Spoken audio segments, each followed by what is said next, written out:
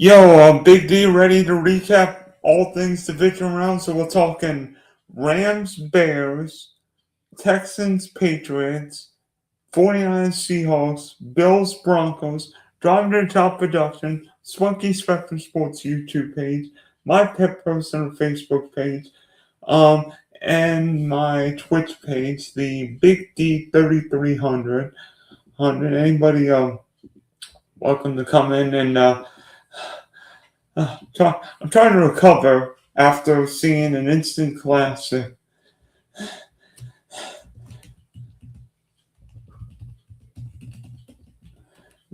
Between the Rams and the Bears. Heart goes to the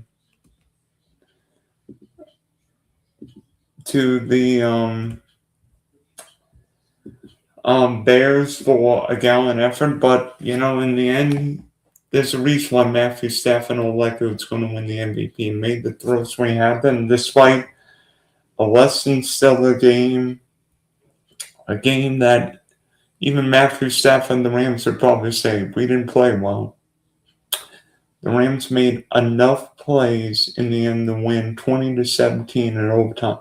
Frankly, this was the game everyone wanted to see, not just the quarterbacks, not just the coaches, but all the talent on the field. Despite the weather in Chicago this evening, everyone wanted to see what would happen with a great offense in LA and a great offense in Chicago.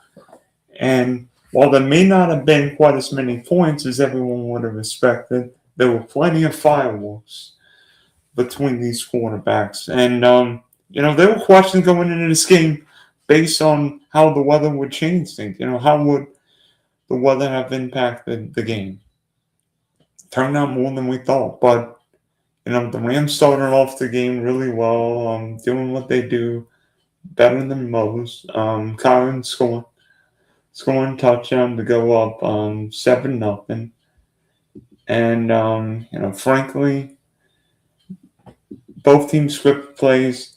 Then the Bears responded, DJ Moore getting a touchdown.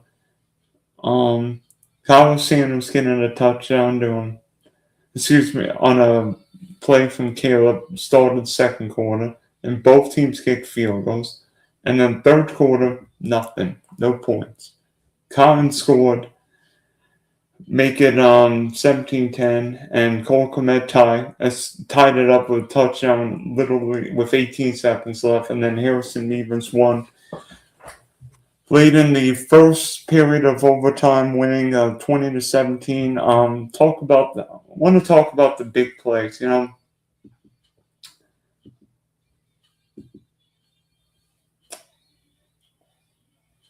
There were a number of plays. First one, you could argue, Kyron Williams scoring after the Rams, intercepted Caleb on the first drive of the game. And Kyron, everybody looks at Kyron as, he's just a Sean McVay product. This guy's a runner. But Kyron's a really good running back, maybe a patient running back.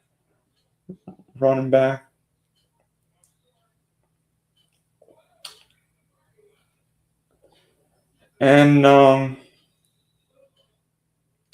in a way,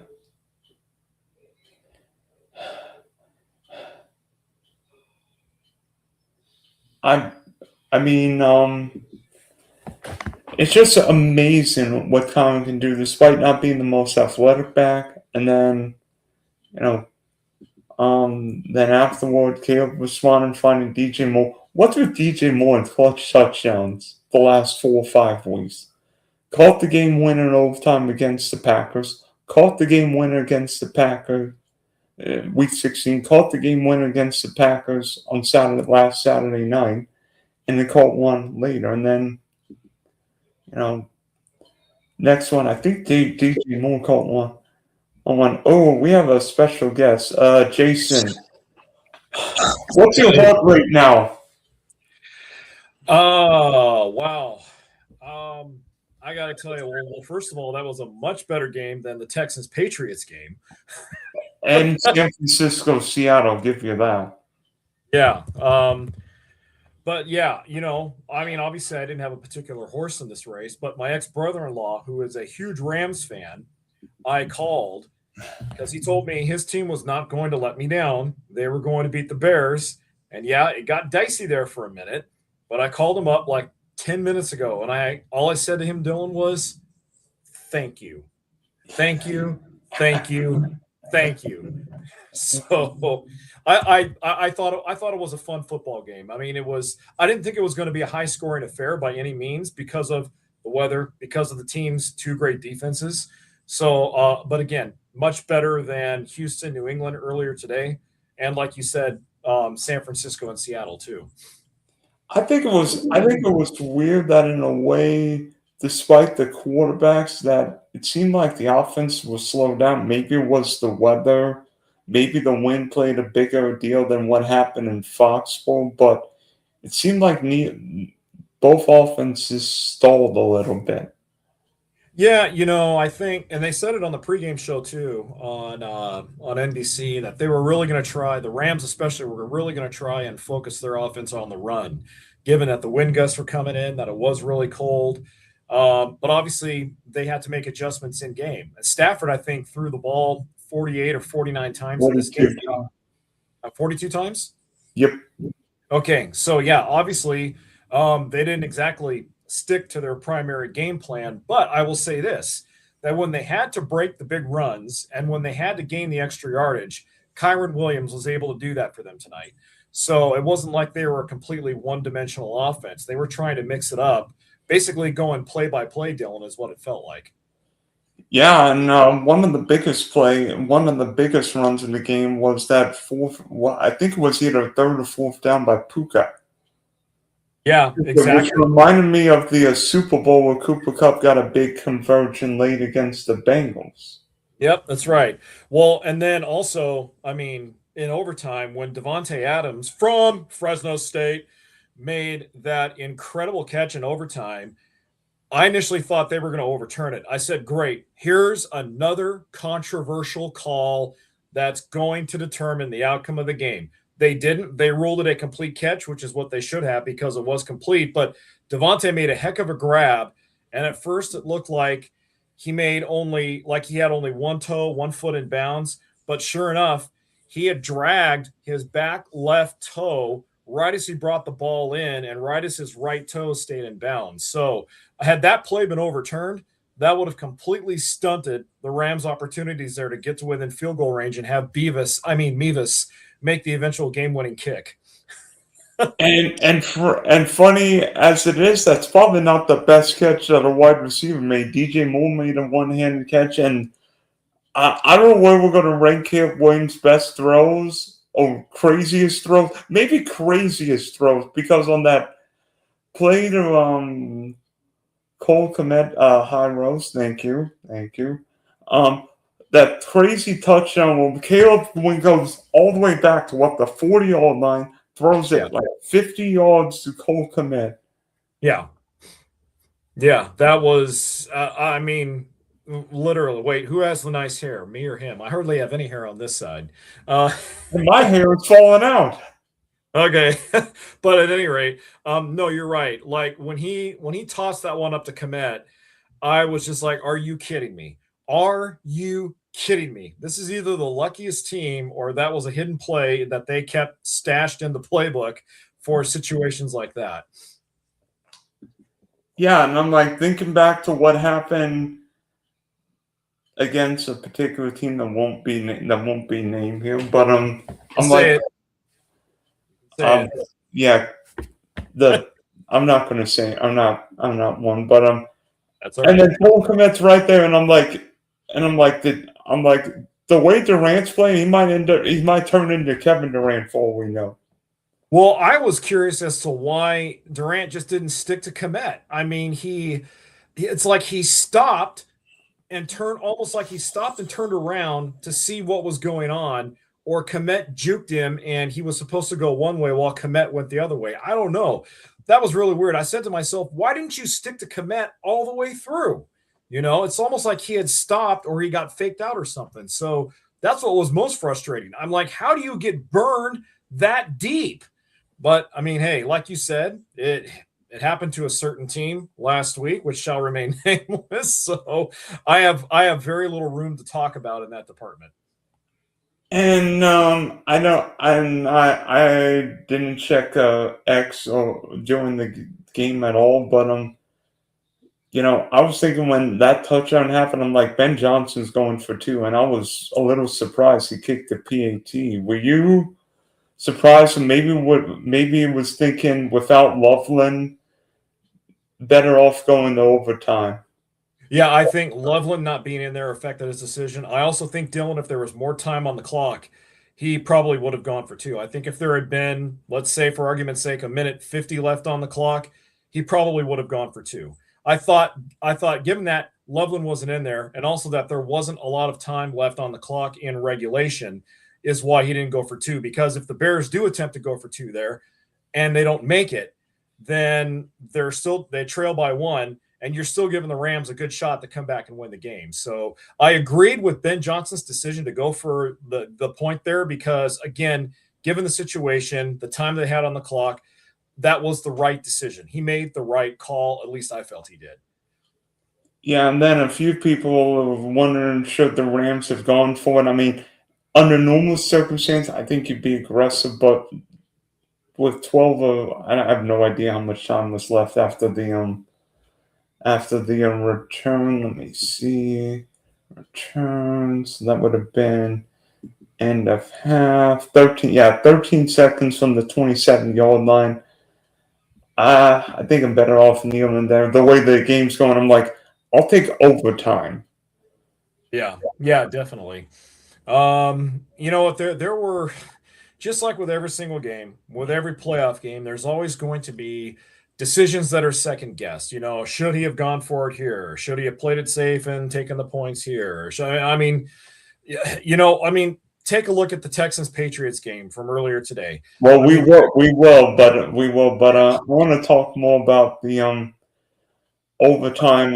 Rams get it first, don't do anything. Then the Bears get it, and some turnovers are based on the quarterback. Some turnovers are based on the wide receiver. Some turnovers are based on the DB.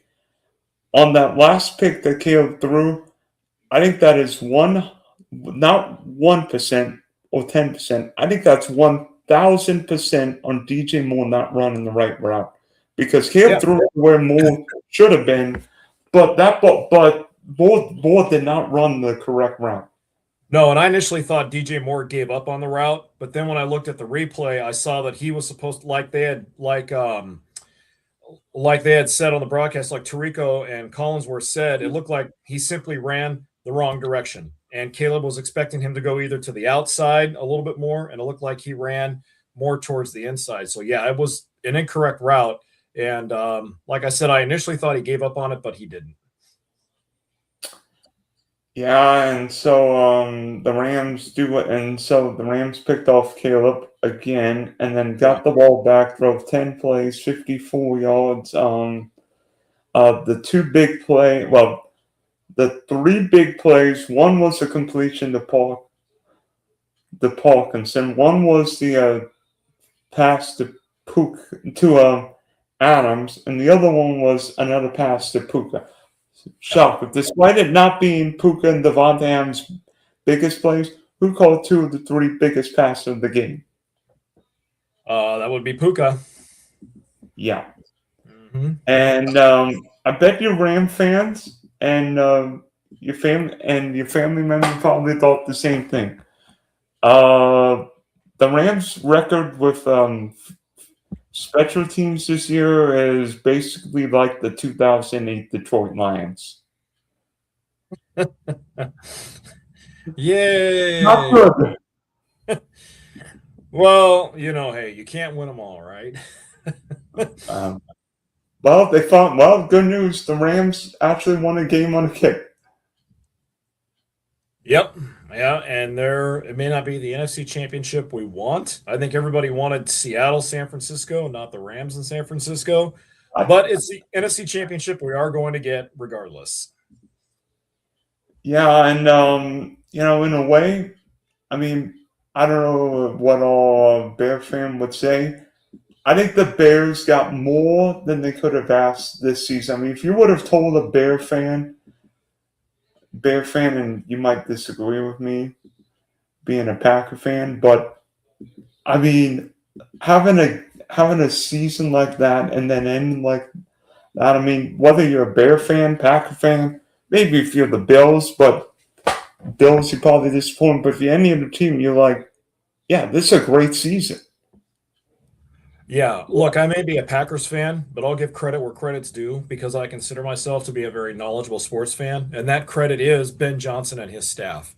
When you look at what the Bears did last season versus what they did this season, complete opposite, complete polar opposite of what happened. And it goes to show that when you have a good coach with a philosophy in place, great things can happen. And I will give my credit to the Bears. They earned this spot where they got to tonight. It wasn't a look. I don't care what your schedule is. I don't care if you play an easy schedule or if you play a tough schedule. Good teams beat bad teams. Bad teams beat good teams every single week in the National Football League. I've heard it spoken so many times, Dylan, over the last several years. It's a week to week league. There's no longer anything on your schedule called an easy win anymore, knowing that the bad teams can beat the good teams as easily as the good can beat the bad. So Chicago, they had to win their games on their schedule that they had to win, just like everybody else did. As it so happened, they were one of the last teams standing in the NFC. So they earned this. You could clearly tell how much better they were offensively under Ben Johnson. And then defensively, you could tell how much better they were under Dennis Allen this year. Caleb Williams, I think, took a lot of strides forward in his development. Obviously, like any young quarterback, there's still a lot of things that need to be worked on. But I think Chicago right now is in good hands with Ben Johnson. He knows what he's doing.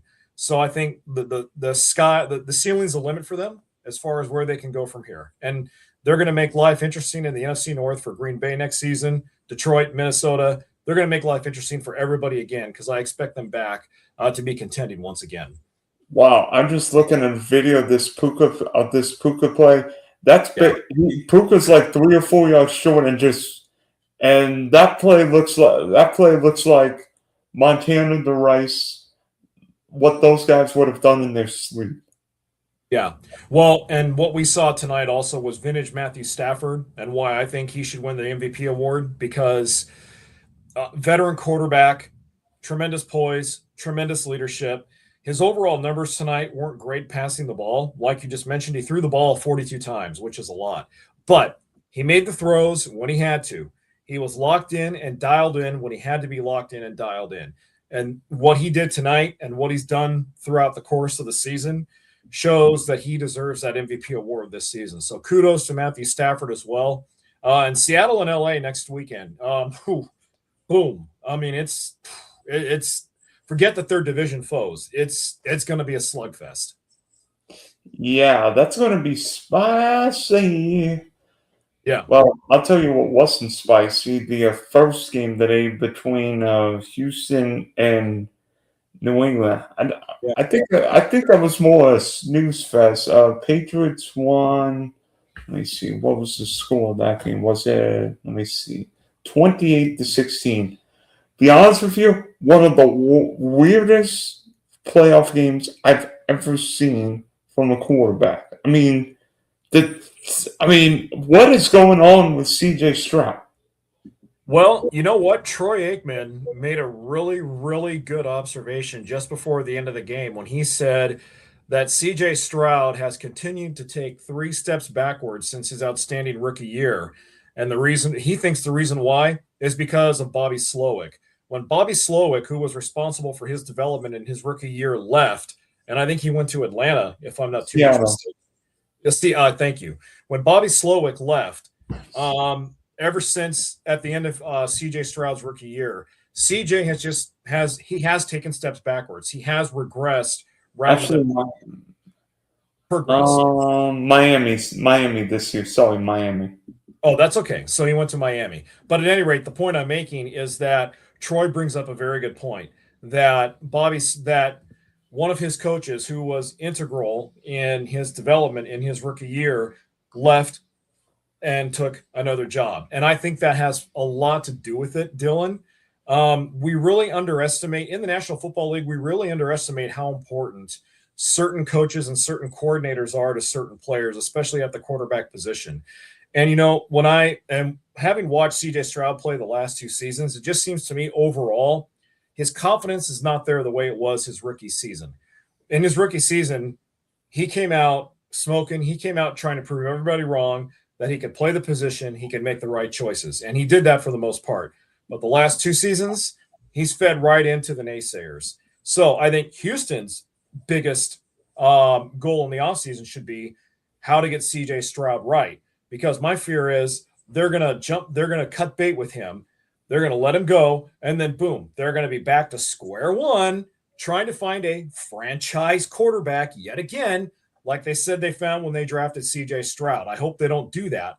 But they need to find a way to get a coach that can speak to CJ, but more importantly, just get him back into a level where he's confident again. Because I watched the whole game just like you did, Dylan, and just looking at his body language out there, he didn't have any confidence out there today. He didn't have confidence in himself, in his teammates. It didn't help that Dalton Schultz went out of the game because of an injury, his big tight end. And obviously it didn't help that they didn't have Nico Collins, which they knew they weren't going to have.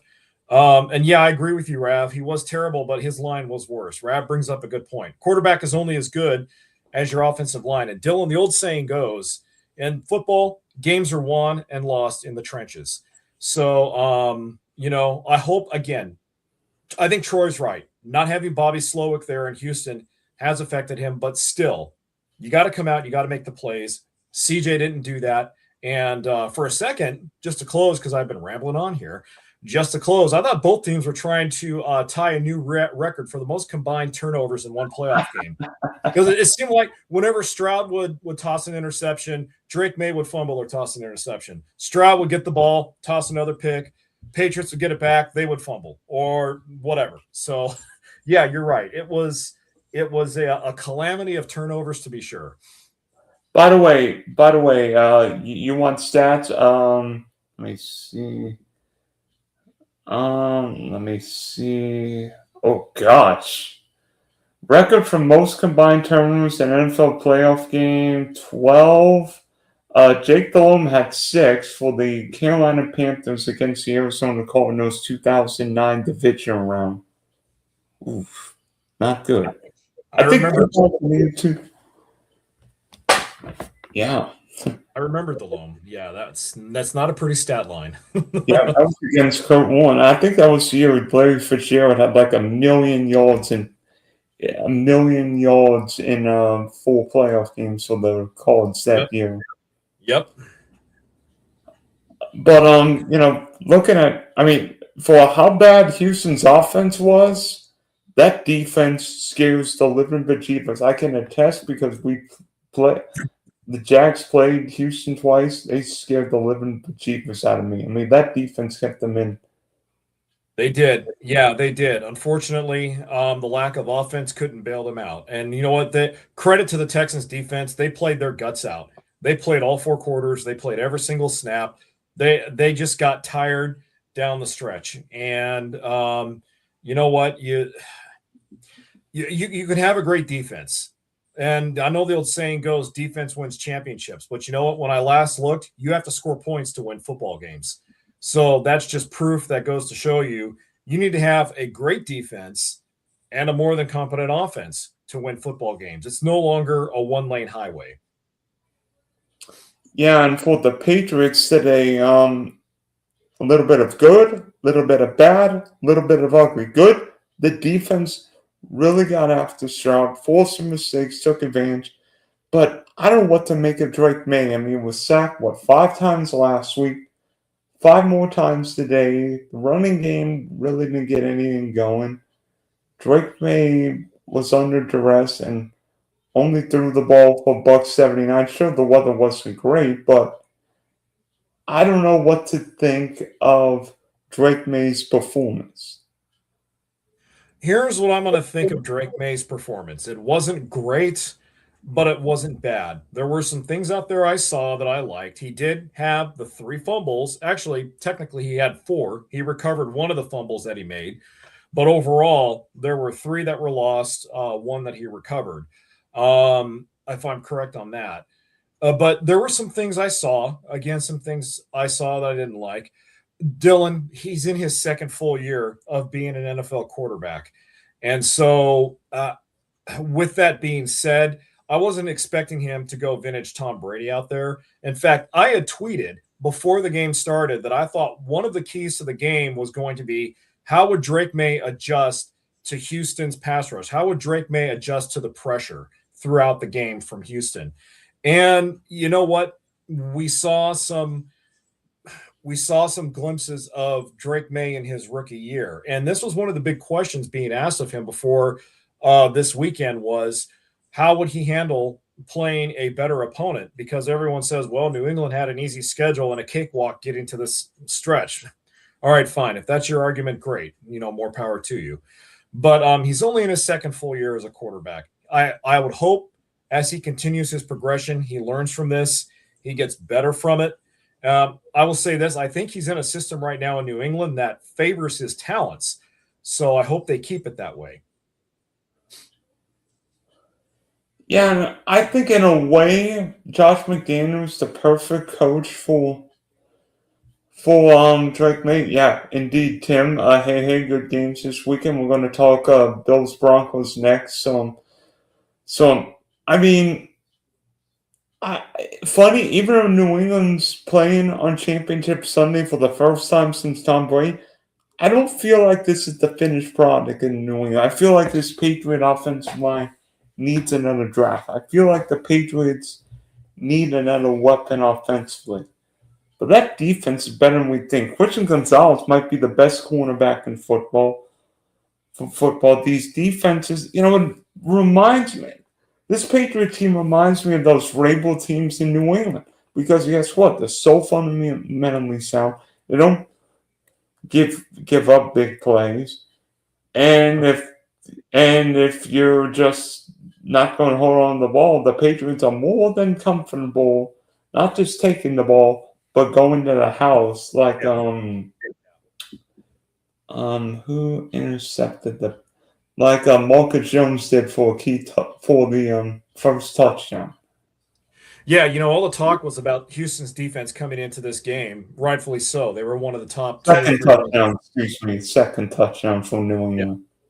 But New England had a top 10 defense in the NFL this season for a very good reason, and we saw that throughout this whole game. You mentioned Christian Gonzalez. I agree with you. I think his star is rising. He's already, I think, one of the best lockdown cover man-to-man corners in the league. We saw that today, and you hit the nail on the head, Dylan. They have taken the identity of their head coach. I saw Mike Vrabel play just like I'm sure you did. Vrabel was a no-nonsense, tough as nails SOB for a linebacker. He was actually a hybrid linebacker defensive end. I seem to recall Bill Belichick would bring him in on the line on several special pass rushing packages. So he excelled at both positions when you think about it.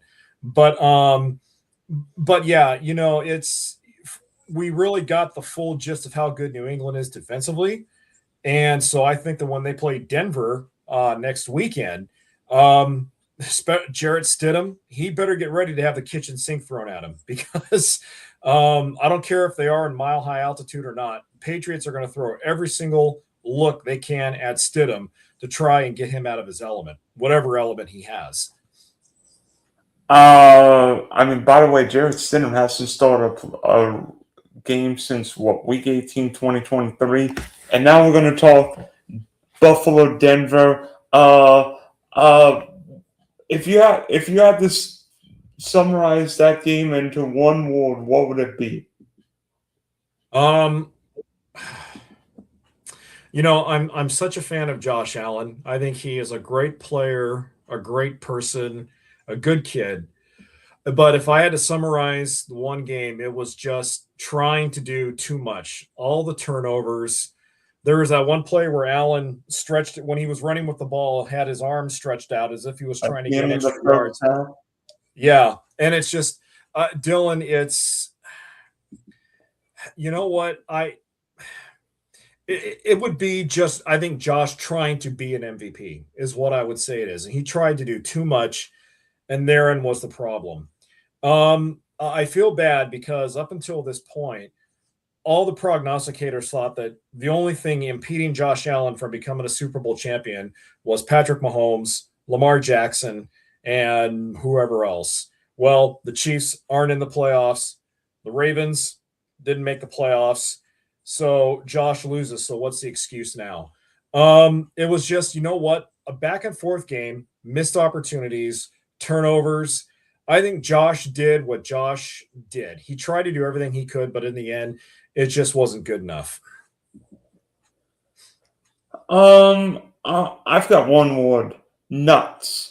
That game, that game was nuts. I don't care if you're a Bronco fan, a Bill fan, or just a football fan in general. That game was nuts. It had a little bit of everything. It had good plays, bad plays, some what the you know what plays you were thinking of, Yep. controversy. Controversy. I mean, I'm with you. The Josh Allen play at the end of the first half is one that I'm sure he would want back because why is Allen trying to run there? Yeah. I mean, if you're Yeah. going to run out the clock, just take a knee. Instead, he gifted the Broncos 3 points, and Buffalo went down 20, went into the half down 20-10, ended up being 23-10, and then the Bills became the Bills, Yeah. scoring Yeah. scoring 17 straight points. Then Bo Nix hit Marvin Mims, and then Prater from Estero High School here in Southwest Florida, and we know. To me, by the way, we're going to talk Bo Nix now.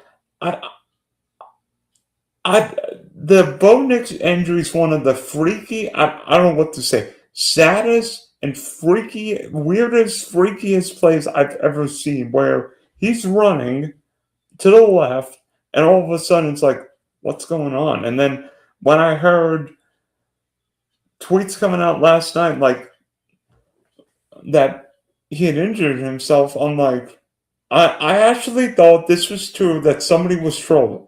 I thought somebody was trolling, and then I'm like, wait a minute. Wait a minute. What's going on?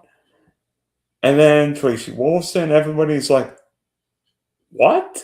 And then oh, he's not playing in the championship game. I'm like, wow, that has got to be the biggest kick in the you know what, because the Broncos won but lost the starting quarterback, and I mean nothing Bo Nix did wrong. It's just part of football, right? Yeah, unfortunately it's part of football. And you know what, Dylan, it's interesting that we're on the subject of Bo Nix right now because there was a story that also came out on yardbarker.com where apparently Sean Payton was quoted either directly or indirectly saying he wouldn't have drafted Bo Nix with injury knowledge. Apparently, according to this story in yardbarker.com, Nix suffered almost the exact same injury when he was at Auburn before he transferred to Oregon. And that was one of the main, I guess, main questions about him coming out of Oregon was that ankle injury. And would that come back And and then, resurface? and then Bo Nix suffered another ankle injury against Washington in Yeah. 22, I Mhm. think it was. Yeah. And so this story in Yardbarker, which literally came out like hours after the Broncos won, again stated Sean Payton said he would not have drafted Bo Nix if he had known about this injury history. So this is kind of an extra little element here to the Bo Nix conundrum and what really happened. And then I also heard where the Fox studio guys apparently were getting raked in the coals because they had apparently prior knowledge of Knicks's injury way before it was reported, but they never reported it when they should have. Now, there's no evidence to prove that they did, but it's amazing how one injury to one quarterback can cause all of these problems, because now we have one story coming out saying that he was this, one story coming out saying he was that. It's basically turned into he said, she said. It's just, like you said, it's a terrible way for Knicks' season to end and for the way the game to end. Even though Denver won, it feels like a loss because they lost their starting quarterback for not only the rest of the playoffs, but for most of next season as well. Yeah, and I mean, in a way, I thought Knicks made some throws to one of the Mims. I mean, made some, but it's weird because Denver lost two receivers early. Who was the Pat Bryant looked like he was going to have a big day, and then he Yeah. was out. Troy Franklin with another concussion. Troy I Franklin tweaked a hamstring. yeah. So who knows if those guys are available next week? I Sweet, but thought go ahead. I thought overall Bo Nix played a great game. Before the injury, Yeah. I thought he played a great game. And I felt that this was going to be his breakout year. Looking at all the complementary pieces he had around him, Pat Bryant, Cortland Sutton, all of these complementary pieces he had around him, I said this is going to be his year, and especially under Sean Payton's tutelage. I felt like a Drew Brees type development under Payton was happening, and lo and behold, he took some major steps forward this year. So, kudos to Bo. He showed how talented he is. I just hope that this ankle injury is not a lingering problem for him moving forward and that he can heal from it and get back on the field and do what he does best. One more. Can Jared Stidham lead the Broncos to a Super Bowl, a la what Jeff Hostetler did in Super Bowl 25, what Nick Foles did in Minneapolis a few years ago against New England? Well, there's always a possibility. You don't ever want to rule it out. But you brought up something really good, and that is Jarrett Stidham hasn't taken a snap under center since 2023. So, yeah, as much as I want to say he can, I don't know, Dylan. I mean, I just with that New England defense, I don't know. I haven't seen enough of Stidham to tell you whether or not he can do it. I'll tell you what, I'm glad I'm not in his shoes right now. But there's always a possibility, though. You never know. They are going to be at home. They do have a top-ranked defense to keep them in the game. And New England, while they're good offensively under Drake May, they don't exactly light up the scoreboard. So they have that kind of working. He has that working in his favor as well. And if there's any coach who can handle a backup quarterback, Sean Payton's the guy. Yeah, you're right. Sean Payton is the guy. And I believe him when he says he'll have Stidham ready to go by the time they play New England next weekend. So we'll see what happens. But, you brought up some good names. Jeff Hostetler won as a backup quarterback. Hey, in 1972, Earl Morrall was the starting quarterback for the Miami Dolphins, not Bob Greasy, and he led Miami to victory. We've seen backup quarterbacks come in and make a big effect before on their team. So who knows? I hope I'm wrong about Stidham because I'd like to see him come out and have a good game. Back to the Bills. I was doing the math last night.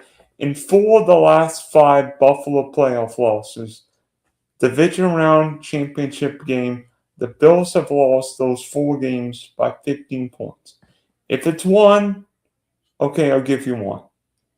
But the Bills have lost 4 games by 15 points. Same quarterback, same head coach, same general manager. Josh Allen's going to turn 30. Yeah. Is it time? I mean, I love Sean McDermott. I think Sean McDermott's a real leader of men. But before I give you an answer, what was your opinion on the Brandon Cooks McMillan, whether it was a catch or pick? Because the more I see it, the more I'm convinced that it was an interception. Yeah, I am too. I took a look at the replay several times, and I even saw online today the actual rule that underlines how that play should be determined or how that play should be ruled upon. And based on the way the rule is written, the ref got it right, Dylan. I agree with you. It was an interception. It came at a bad time of the game, but and they even had Gene Steratore was the one who earlier today tweeted out the actual rule verbatim, and even Steratore agreed that the refs made the right call. It was an interception. That as he had possession of the ball going down to the ground, he lost it. It got stripped, and it was taken away from him. So, in layman's terms, Bills fans aren't going to want to hear this, but the right call was made. It was just made at the wrong time. It came at a crucial moment in the game. Like I thought something like this would happen. This always happens every year. There is a controversial call that determines the outcome of a game, whether it's right or wrong. And we got ours yesterday in the Denver Buffalo game. And Bills fans are going to say, well, what happened last year with the spot or what happened here? It's like, it's part of football. I mean, we're not perfect. Nobody is. Well, bottom line, the Bills committed 5 or 6 turnovers in that game. And I think Josh Allen and Sean McDermott will be the first to say you're not going to win football games. And by the way, Sean Payton finally was on the right side of a potential call. And even after the interception, you don't interfere. I mean, the first one could have gone either way. Second one with Tre'Davious White, if that's not PI, what is? Well, to get back to your initial question as to whether or not I think it's time for Buffalo to move on from Sean McDermott, I'm like you, Dylan. I like Sean McDermott a lot. I think he is a hell of a coach. He has done a great job at changing the culture there in Buffalo and bringing Bills Mafia back to life. He's been at the helm of some really great Buffalo teams there, but it's kind of the same way I feel with Green Bay and Matt LaFleur. Even though Matt LaFleur just recently signed an extension, at some point you can only go so far with a certain regime. You can be successful with them up to a certain point. But maybe this is a time where Buffalo needs maybe a different voice in the locker room. Maybe they need to go a different route. I'm not suggesting that they break it down and build it back up because Bills fans don't want to endure another 15, 20, 30, 40 years. But you know what? McDermott, the last 2 or 3 seasons, has had to answer for early playoff exits. And each of those exit interviews haven't been tenuous, but they haven't been comfortable. And so I have to feel like if he wasn't coaching on a hot seat this season, it just got 10 times hotter after losing that game, especially since we all thought Patrick Mahomes and Lamar Jackson were the only impediment towards the Bills winning the Super Bowl. Yeah. And in many ways, if it's one time, okay. But this is the 4th or 5th time the Bills have lost a go either way game.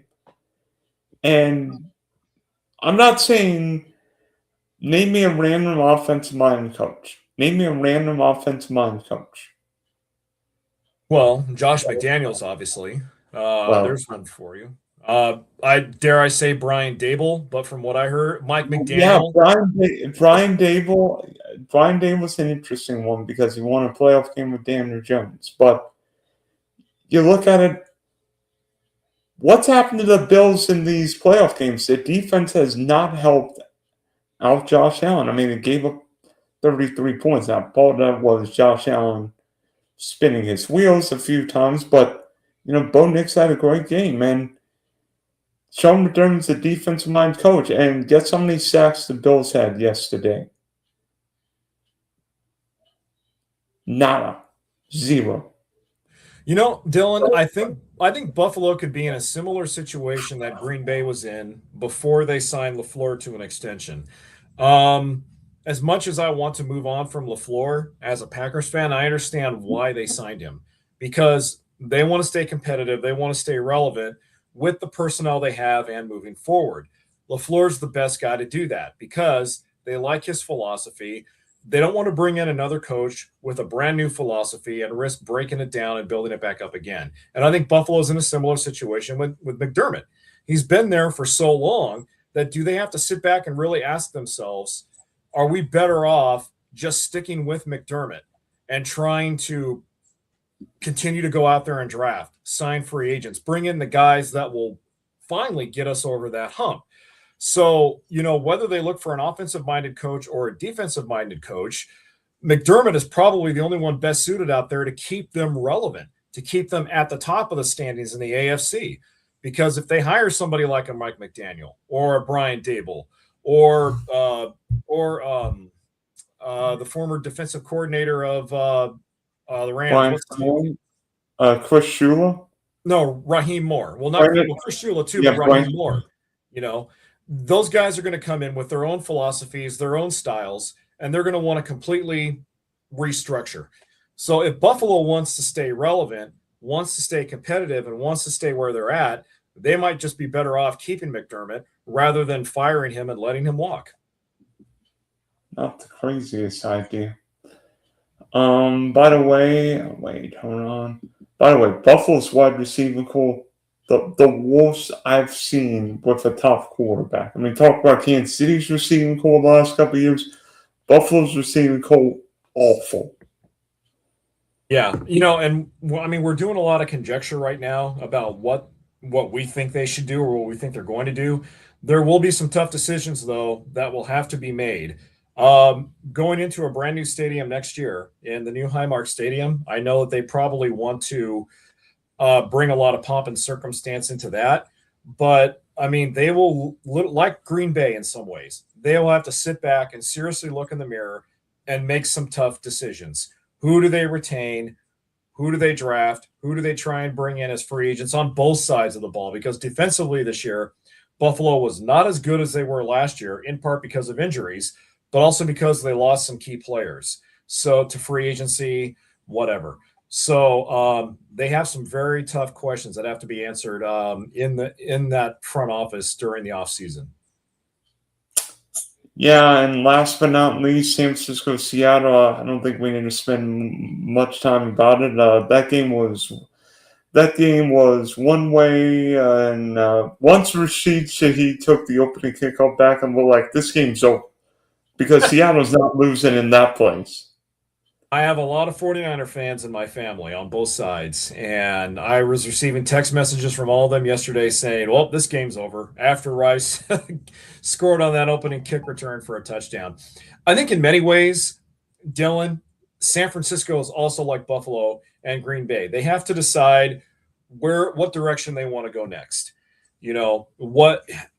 What's the future of John Lynch? Does he still deserve to be a GM? And do they move on and try and find another GM? I don't think yesterday's on John Lynch and Kyle Shanahan. I mean, the 49ers probably should have lost to Philadelphia, but that coach and situation went there. Yeah. I think what we have to look at, I mean, everybody loves offensive mind coach, but there's nothing wrong with defensive mind coach. And what Mike McDonald's done, the Baltimore Ravens definitely miss him. And I'm telling you right now, Seattle's the fastest defense I've seen this year. Yeah, they are quick. They cover a lot of field. They're a well-coached unit. Very rarely do they check down on a lot of plays. It's interesting because we saw what happened when San Francisco had to play Seattle for a third time this season. Well, we're going to find out what's going to happen when the Rams have to play Seattle for a third time this season because, it's much different as we know in the postseason where every play gets magnified. Every call is just as important as the previous one. So, for other people out there who are blasting the Niners because they didn't win because of their injuries, I don't want to hear it.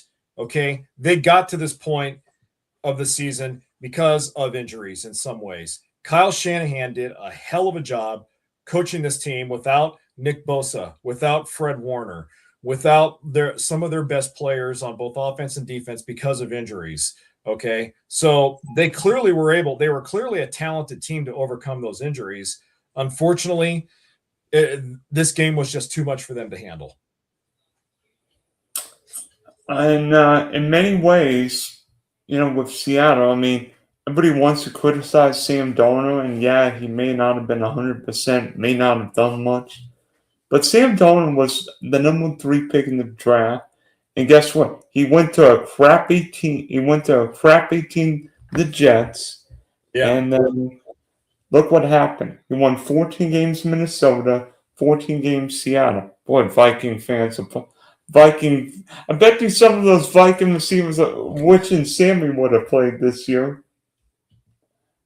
Yeah, probably. It's you can't hit on every player, I guess. And you know what? I will say this for Sam Darnold. I wasn't convinced that he could win the big games. And I'm still not convinced because he hasn't played the biggest game yet, which will be this coming weekend in the NFC Championship game. But look, Darnold has found a place where he fits in. That's the most important thing. He's found a place where he fits in. He was drafted by the Jets. I don't need to say any more about that situation. He didn't fit in San Francisco as a backup. And when they drafted and then subsequently signed Brock Purdy, knew he wasn't going to be part of their long-term plans. He left, went to Minnesota. When they drafted J.J. McCarthy, he saw the writing on the wall. The most important thing here is he's found a team where he fits in. And they have found the elixir that works for Sam Darnold. And they've told Sam, look, we don't need you to be Dave Craig. We don't need you to be Russell Wilson. We need you to be Sam Darnold. Manage the game, make the plays when they count. And he's done that so far. He's done that all season, and he did that in the divisional round yesterday. And you know what? Everybody has said to me, guess what wins in January? Defense and a running game. Guess what the Seahawks have? Defense and a running game.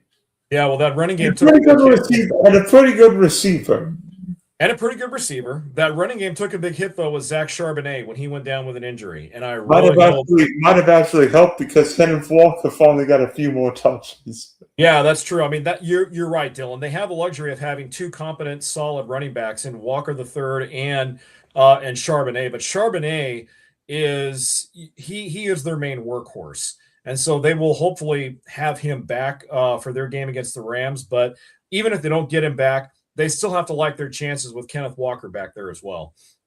So next week we will have Patriots Broncos for the AFC Championship, Rams Seahawks. Yeah. So we've got Patriots Broncos for the third time in 13 years, and the Rams Seahawks for the third time this season. Does that make today's number of the day number 3 if we were on Sesame Street? I think it would. Count Chocula, yes. And by the way, did you read the quote from Sean McVay? Yeah, it's called as bleep. By the way, that game plan from the Rams should have involved more running, but hey, Ram fans aren't going to care. No, I didn't see the quote, not yet. No, I don't. I mean, it's where are the rest of the fellas? I thought somebody would have joined. Oh, hey, for me here in California, it's about 10 after 8. For all the other guys, it's probably close to 11 or midnight, wherever they're at. Same for you, man. Well, tomorrow's MLK Day, so true. Yeah. Some of us won't have to sleep. Well, it won't be me. I got to wake up at 6 a.m. to go to work tomorrow. So, you'll be dreaming of a Packers Super Bowl. Only next year. And plus, I think you play the Texans in Lambeau. I think we do. I think you're right. Yeehaw. I think you beat them last year, right? If we did, it wasn't by much. It was by 3 or 4 points. But yeah, I think we did. I mean, it's gonna be a crazy championship Sunday. I mean, probably two best teams in the NFC meeting, two best teams in the AFC. Although one of them will have Jared Sims start. Stidham was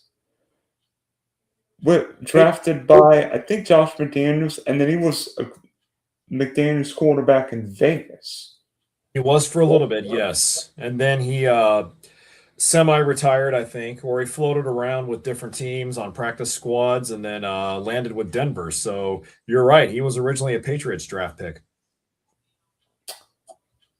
And you know what? And might be the ultimate revenge game.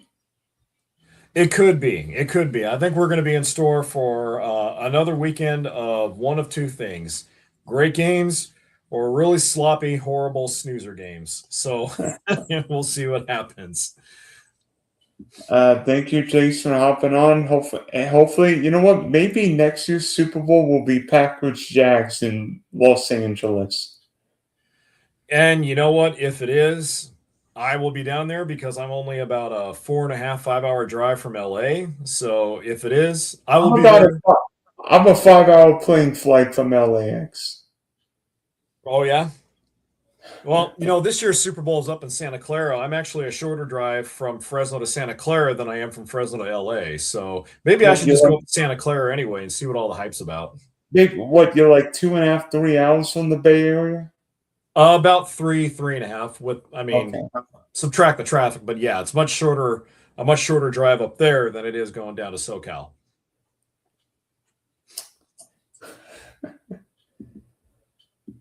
Hey,